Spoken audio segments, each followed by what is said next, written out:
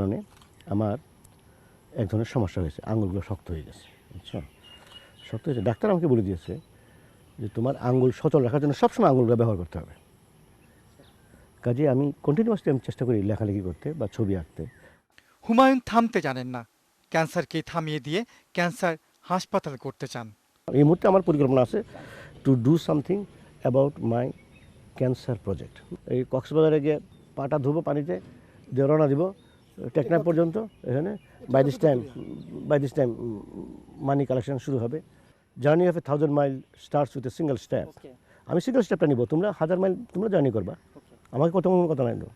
জীবনে কোনো কিছুই ছকে বেঁধে না করা লেখকের এই মুহূর্তে এটাই স্বপ্ন, আনন্দ বটে।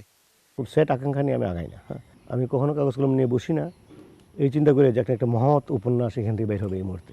প্রকাশের অপেক্ষায় থাকা দেয়াল উপন্যাস নিয়ে যে বিতর্ক, এড়িয়ে গেলেন সে প্রসঙ্গ, বললেন ভিন্ন কথা। হয়তো আমার অনুভবে ভুল থাকতে পারে, ভুল থাকলে ভুল থাকবে। আমার কারো কাছে কোনো দায়বদ্ধতা না, আমার দায়বদ্ধতা আমার নিজের কাছে, বুঝছো? আমি নিজেও তো একজন।